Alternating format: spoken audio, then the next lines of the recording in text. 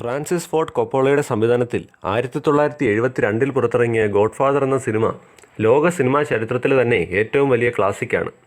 Marlon Brando, അൽ പാസിനോ, dyne Keaton തുടങ്ങിയവർ പ്രധാന വേഷങ്ങളിൽ എത്തിയ ഈ സിനിമ ഒട്ടേറെ സിനിമകളെ ഇൻഫ്ലുവൻസ് ചെയ്തിട്ടുണ്ട്. 1940കളിലാണ് കഥ നടക്കുന്നത്.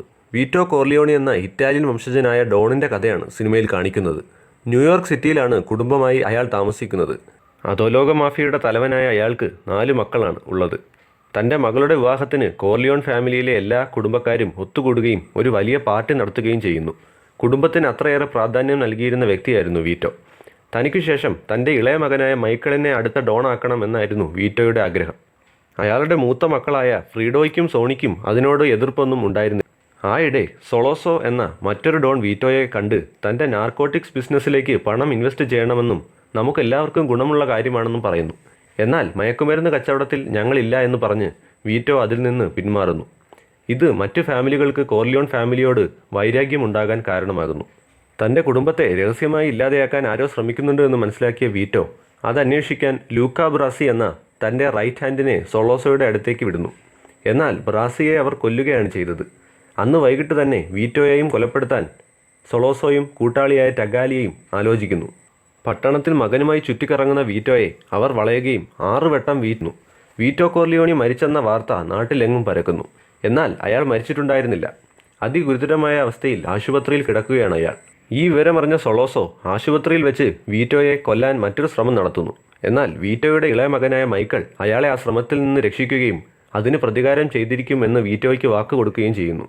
സൊളോസോയെ കൊല്ലാൻ പ്ലാൻ ചെയ്യുന്ന മൈക്കിളും കൂട്ടരും ഒരു പ്ലാൻ ഉണ്ടാക്കുന്നു. ഒത്തുതീർപ്പിന് വേണ്ടി അയാളെ ഒരു ഹോട്ടലിൽ വിളിച്ചു വരുത്തുക. ആ ഹോട്ടലിൻ്റെ ഒരു കുളിമുറിയിൽ നേരത്തെ തന്നെ ഒരു തോക്ക് ഒളിപ്പിച്ചു വെച്ചിട്ടുണ്ട്. ആ തോക്ക് ഉപയോഗിച്ച് അയാളെ കൊല്ലുക. ഇതായിരുന്നു പ്ലാൻ. ഈ പ്ലാനിൽ അയാൾ വിജയിക്കുകയും സൊളോസോയെയും കൂട്ടാളിയെയും കൊല്ലുകയും ചെയ്യുന്നു. ഈ സംഭവത്തോടെ മൈക്കിളിൻ്റെ ജീവനും ഭീഷണി ഉയരുന്നു. അയാൾ ചേട്ടനായ സോണിയുടെ നിർദ്ദേശപ്രകാരം സിസിലി എന്ന സ്ഥലത്തേക്ക് രക്ഷപ്പെടുന്നു. ഇതേസമയം പരിക്കുകളൊക്കെ ഭേദമായി പൂർണ്ണ ആരോഗ്യത്തോടെ വീറ്റോ വീട്ടിലേക്ക് തിരിച്ചെത്തുന്നു. പക്ഷേ കാര്യങ്ങളുടെ മേൽനോട്ടം ഇപ്പോഴും സോണിക്കാണ്. അങ്ങനെയിരിക്കെ തൻ്റെ പെങ്ങളെ ഭർത്താവ് ദ്രോഹിക്കുകയും മർദ്ദിക്കുകയും ചെയ്യുന്നുണ്ടെന്ന് സോണി അറിയുന്നു. തൻ്റെ പെങ്ങളുടെ വീട്ടിലെത്തുകയും ചെയ്യുന്നു. തിരിച്ച് വീട്ടിലേക്ക് പോകുന്ന സോണിയെ ഒരു ചെക്ക് പോസ്റ്റിൽ വെച്ച് സൊളോസോയുടെ ആൾക്കാർ വളയുകയും അയാളെ അതിക്രൂരമായി കൊലപ്പെടുത്തുകയും ചെയ്യുന്നു.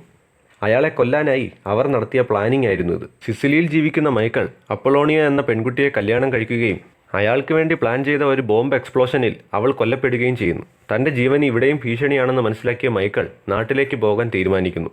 സോണിയുടെ മരണവാർത്ത അറിയുന്ന വീറ്റോ മാനസികമായി തളരുകയും എല്ലാ ഡോണുകളെയും വിളിച്ചു വരുത്തി ഒരു സമാധാന ചർച്ച സംഘടിപ്പിക്കുകയും ചെയ്യുന്നു. എൻ്റെ മകനെ കൊന്നതിന് താൻ പ്രതികാരം ചെയ്യില്ലെന്നും തങ്ങളെ ഇനി ഉപദ്രവിക്കരുതെന്നും വീറ്റോ പറയുന്നു. ഈ ആവശ്യം മറ്റുള്ളവർ അംഗീകരിക്കുകയും മയക്കുമരുന്ന് ബിസിനസ് ചെയ്യാനുള്ള അനുമതി വീറ്റോയിൽ നിന്ന് എഴുതി വാങ്ങുകയും ചെയ്യുന്നു. അങ്ങനെ മൈക്കിൾ തിരിച്ച് വീട്ടിലെത്തുകയും വീറ്റോ അയാളെ തൻ്റെ പിൻഗാമിയാക്കുകയും ചെയ്യുന്നു. അങ്ങനെ തീർത്തും സാധാരണക്കാരനായി ജീവിക്കാൻ ആഗ്രഹിച്ച മൈക്കിൾ ഫാമിലിയിലെ അടുത്ത ഗോഡ്ഫാദർ ആകുന്നു. തൻ്റെ മുൻ കാമുകിയായിരുന്ന കെ ആഡംസിനെ മൈക്കിൾ വീണ്ടും കാണുകയും അവരെ കല്യാണം കഴിക്കുകയും ചെയ്യുന്നു. ബാർസിനി എന്ന ഡോണാണ് ഇപ്പോൾ നർക്കോട്ടിക്സ് മാഫിയയുടെ തലവൻ എന്ന് മൈക്കിൾ മനസ്സിലാക്കുന്നു. തൻ്റെ ചേട്ടനെ ക്രൂരമായി കൊന്നതും അച്ഛനെ കൊല്ലാൻ ശ്രമിച്ചതും ബാർസിനിയാണെന്ന വിവരം മനസ്സിലാക്കിയ മൈക്കിൾ അയാളെ കൊല്ലാൻ പ്ലാൻ ചെയ്യുന്നു. നമ്മുടെ കുടുംബത്തിനുള്ളിൽ തന്നെ ഒരു ചതിയനുണ്ടെന്നും അയാളെ കണ്ടുപിടിക്കാൻ ഒരു വഴിയുണ്ടെന്നും വീറ്റോ മൈക്കിളിനോട് പറയുന്നു. ഉടൻ തന്നെ ബാർസിനിയുമായി ഒരു മീറ്റിംഗ് ഉണ്ടെന്ന് നമുക്ക് വേണ്ടപ്പെട്ട ഒരു വ്യക്തി നിന്നോട് പറയും.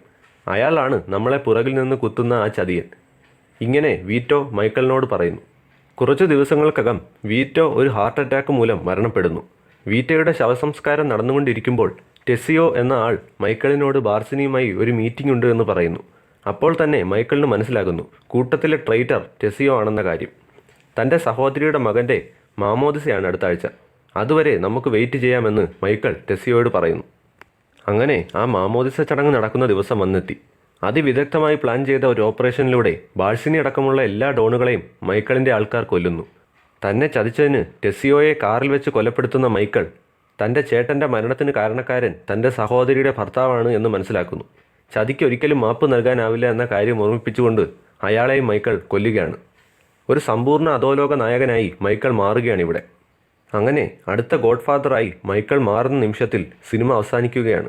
മറ്റൊരു പുതിയ യുഗത്തിന് തുടക്കം കുറിക്കപ്പെടുകയായിരുന്നു അവിടെ.